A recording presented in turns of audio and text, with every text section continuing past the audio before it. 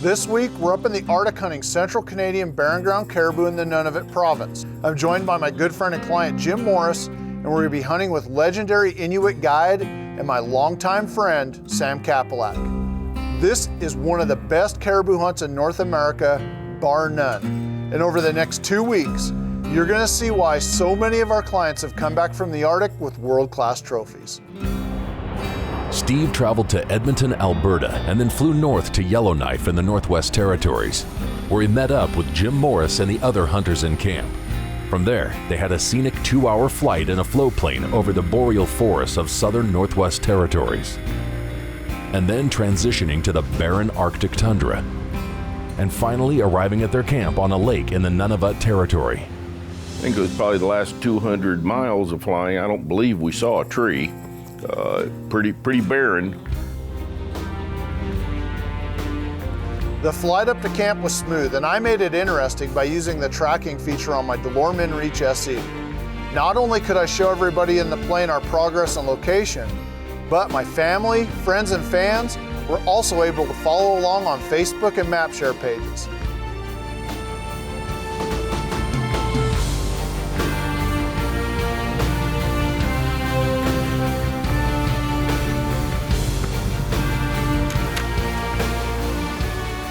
When we got to camp, we created a human chain.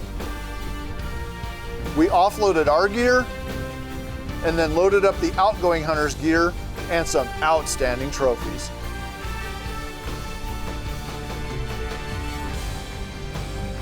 After settling into their tent camp, Steve and the others checked the zero on their rifles, ate a hearty dinner, and as the sun set on their first day in camp, everyone eagerly anticipated tomorrow's hunt.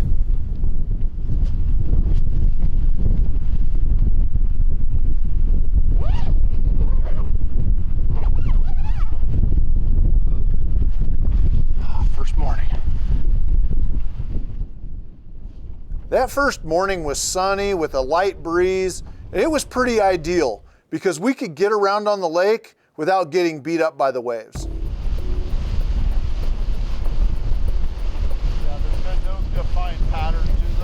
You know, the caribou hunt was primarily done from boats. We were on an extremely large lake, so there were plenty of shorelines to glass.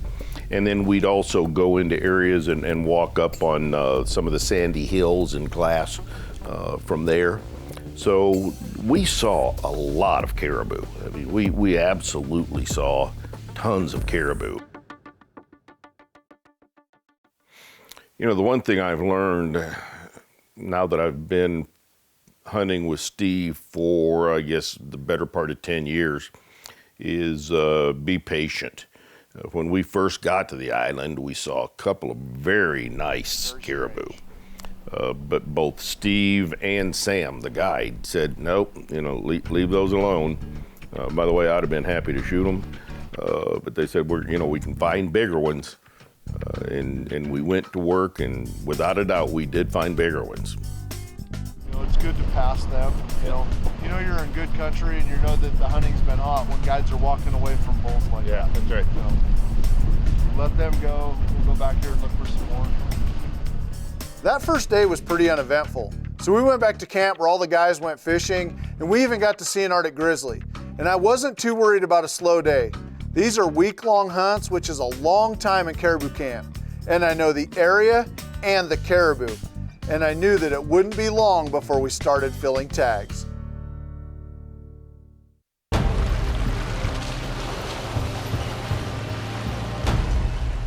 Follow Steve's Outdoor Adventures on Facebook and Twitter and keep up with all the action, as well as find out about some great giveaways that we have throughout the year. As I mentioned, this week I'm hunting with one of my longtime clients, Jim Morris. And on this hunt, we had a major challenge. Jim has multiple sclerosis, so he can't hike a long ways chasing caribou. Multiple sclerosis, known as MS, is a chronic autoimmune disease. One of the most important aspects in tackling a chronic disease that has the potential to create problems down the road is your own attitude. You have to approach this with a positive attitude, with a conquering attitude. I can do this. It is very important to have that approach, that mentality, and that's going to allow you to do that. But beyond that, it's going to have an actual biological effect that is beneficial. And we have seen that in, for example, Jim's case.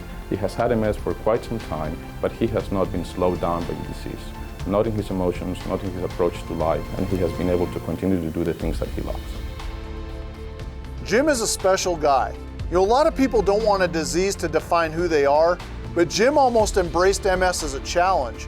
And instead of just taking care of himself, he stepped up and started helping others who have MS by starting a charity run by his daughters called the MS Bridge. About the first 3 years before we found out that Dad had multiple sclerosis, we had been through several MRIs. It wasn't until we found the lesions on the brain and the spine that we actually determined that it was multiple sclerosis that my father had. When Jim retired from John Hancock, we decided that we wanted to start helping people who had the same disease as he has, because they just couldn't afford the medicine, or they couldn't afford the things that they need to make their life more easy. So we started this foundation to help them. Jim's a giver. He likes to give back.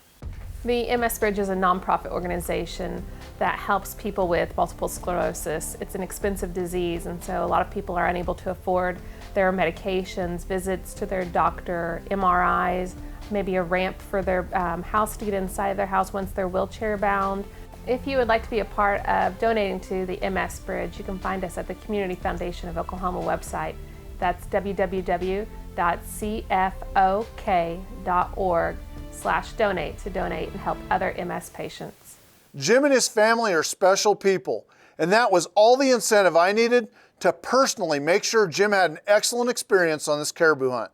And when we woke up the next morning, the wind had laid down for a smooth boat ride, and it wasn't long before we found some caribou.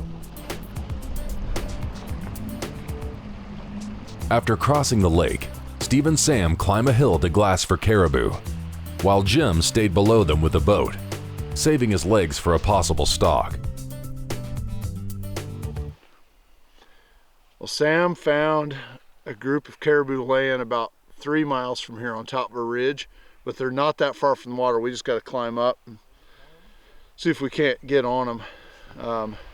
We're actually they're not that far from where we just stopped to glass across the bay. But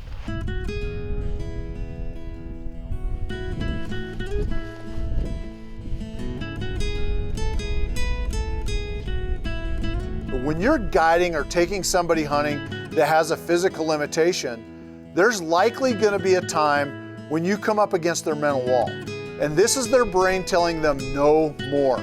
It's tricking them. And it's your job to help them push through that wall and help them achieve success if they're physically able. Well, on this hunt, we smashed through that wall. We chased this caribou for hours. At the top of the hill, the hunters take a break to let Jim rest while Steve and Sam glass the area and find the caribou. Sam's made the call. Those caribou are feeding right at us, but there's kind of a ridge between us. He thinks those caribou are going to go right or left instead of right up here toward us. So we're going to go halfway. We're going to go to that ridge, get set up. Hopefully they'll keep coming close. We can get Jim a shot at one of those big bulls, because there's a couple of them in this bunch. So.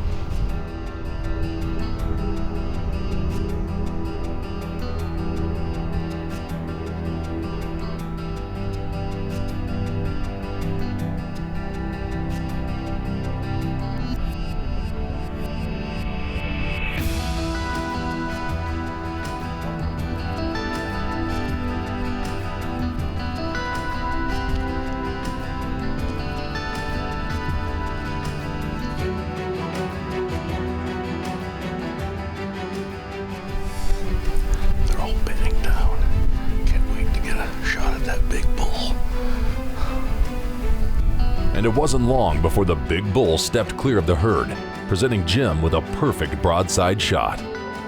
Will Jim fill his first caribou tag?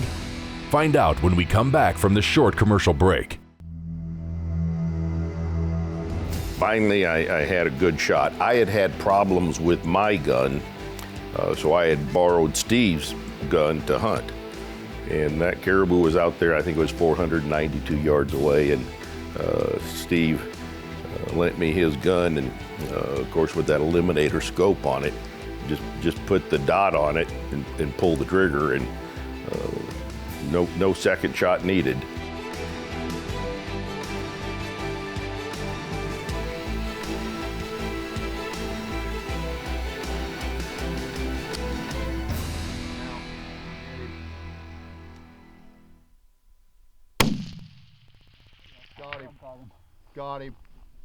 Got him right in the shoulder.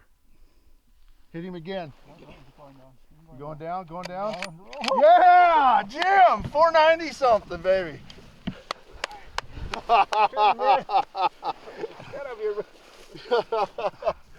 Job, buddy. Thank you. Wow. I tell you what, that's why you buy the eliminator. Yeah, that's why you buy the eliminator. That shot was 492 yards, dead center perfect. A true testament to just how easy it is to use the eliminator laser scope. Oh, and it was a pretty good caribou too. Yeah. Oh, perfect. Nice, a little bit bloody. That's very nice. Congratulations. Thank you, sir. Good job, bud. Stephen, thank you. You know, we chased these caribou around today, but it was a great hunt. Really enjoyed being with Sam and the folks around here. We spotted these caribou and started to put the chase on them, and they continued up the hill. So I put the eliminator on it and got my distance at 492 and took the shot, and it was absolutely dead on. You know, when you combine the Bergara custom rifle with the eliminator scope and the Corbon ammunition, you got a package that's impossible to beat. This is really a great combination.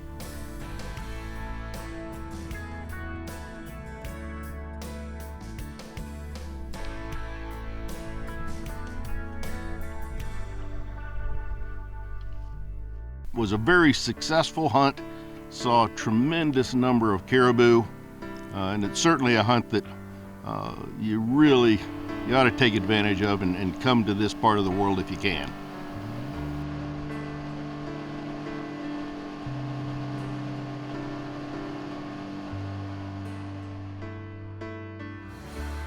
The next morning I could tell the weather was about to change, and for the worse. It was colder, it was windier, and it even started to spit rain. But the caribou were on the move, so we kept hunting. And around mid-morning, Sam spotted some caribou laying down a short walk from the water, so we moved in for a closer look.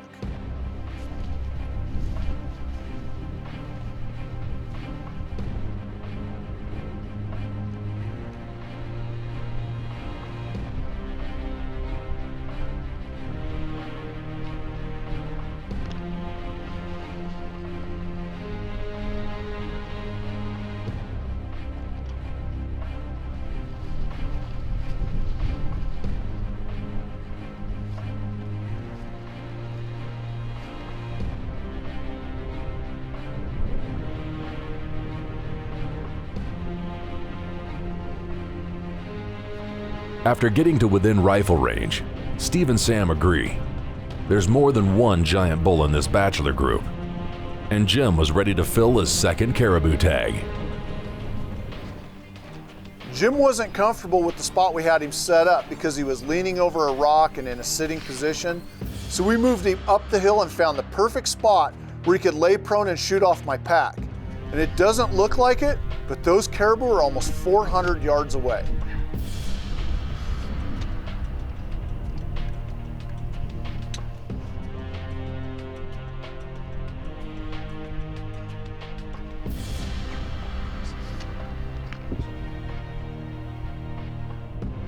Will Jim get a shot at filling his second tag with a trophy caribou? Find out after this short commercial break. If you'd like to book your own guided big game hunting adventure, give my office a call. I will personally take your calls, answer your questions, and help you book the hunting or fishing trip of a lifetime.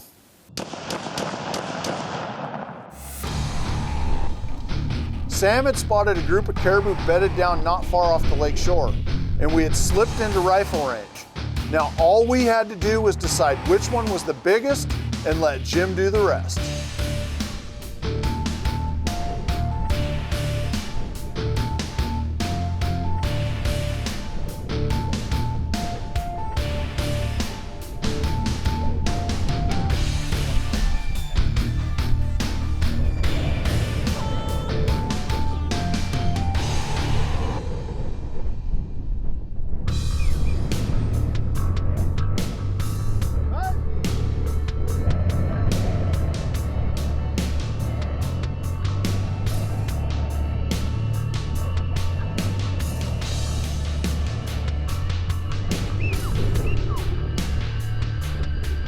Once Jim had his crosshairs on the biggest bull, Sam stood up to get the caribou to rise and give Jim the perfect broadside shot.